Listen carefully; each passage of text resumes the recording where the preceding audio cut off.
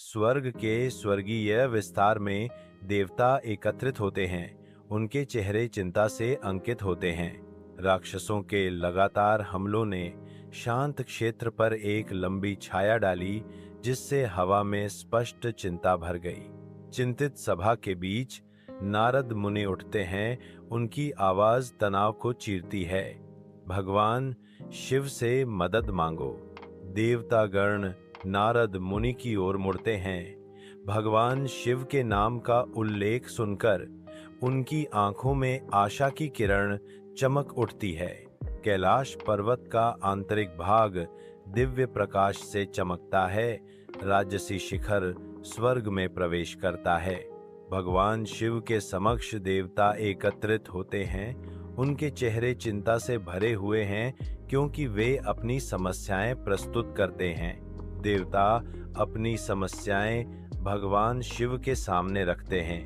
भगवान शिव उन्हें आश्वस्त करते हैं, मेरे बेटे गणेश तुम्हारी रक्षा करेंगे। माउंट कैलाश की राजसी चोटियों के बीच दिव्य क्षण आता है।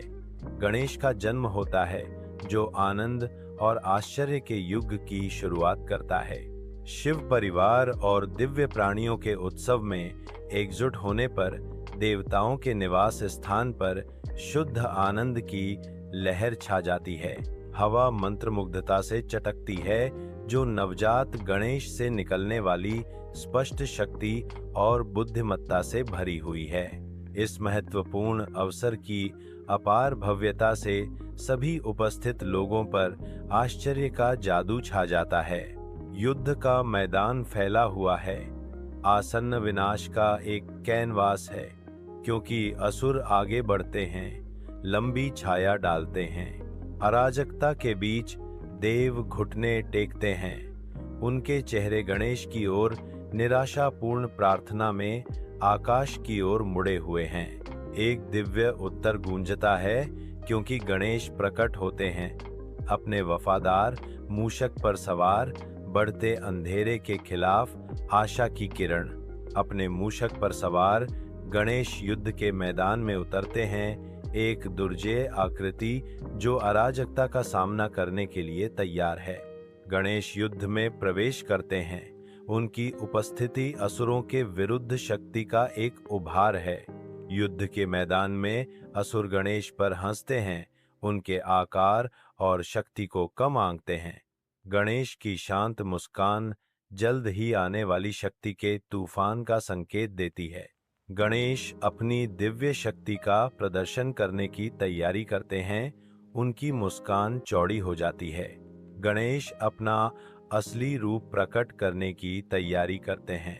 युद्ध के मैदान में गणेश दृढ़ता से खड़े हैं, शंख की शक्ति का अनावरण करने की तैयारी कर रहे हैं।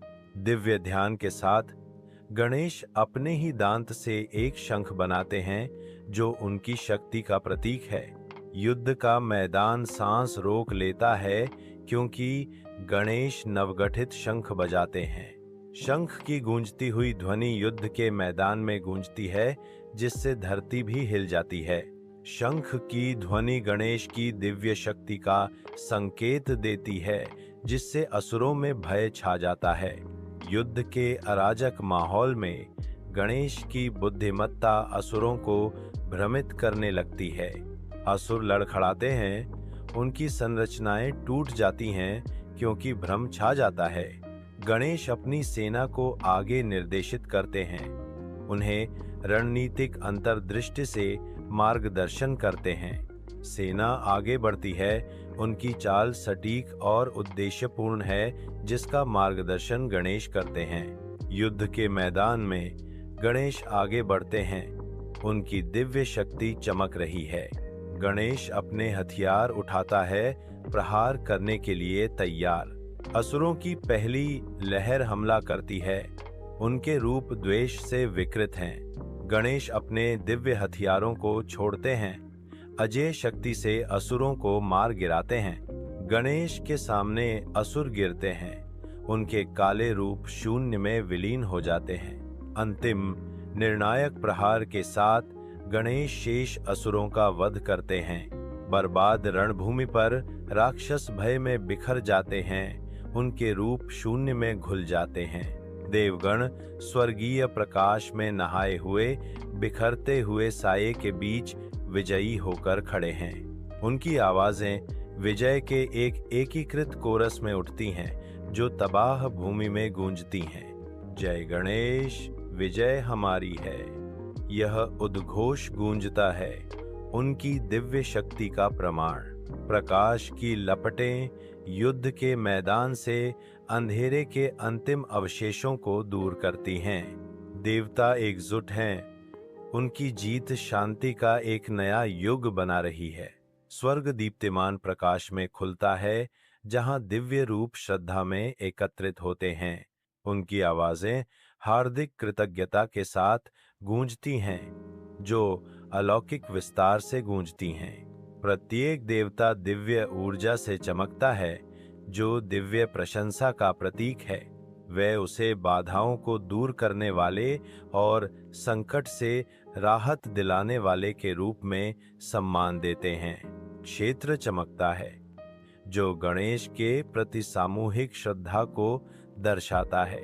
विशाल आकाश के नीचे पृथ्वी फलती फूलती है, जैसे मनुष्य गणेश को भक्ति अर्पित करते हैं। शुभ शुरुआत श्रद्धा के साथ चिह्नित की जाती है। गणेश की भावना हर क्रिया में व्याप्त है। श्रद्धालुजन एकत्रित होते हैं, अपनी आस्था में एकजुट। उनकी प्रार्थनाएं गूंजती हैं। हर नया उद्यम आशा की फुसफुसाहट से शुरू होता है। गणेश का आशीर्वाद उनके मार्ग को निर्देशित करने के लिए मांगा जाता है। कोमल सुबह की रोशनी में नहाया हुआ परिवार इकट्ठा होता है। गणेश की मूर्ति के सामने उनकी श्रद्धा स्पष्ट है। सामूहिक भक्ति के क्षण में वे दिव्य कृपा की तलाश करते हैं। उनके चेहरे शांत और आशावान हैं। प्रार्थना में एकजुट होकर वे विनती करते हैं, हम आपसे भगवान गणेश विनती करते हैं कि आप हमारे जीवन से सभी बाधाओं को दूर करें और हमें अपनी दिव्य कृपा प्रदान करें। गणेश की मूर्ति उन पर नजर रखती है, आशीर्वाद और सुरक्षा का मौन वादा। धूप से भरी कक्षा में एक शिक्षक अपने उत्सुक छात्रों के साथ एक शाश्वत कहानी साझा करने की तैयारी करती है।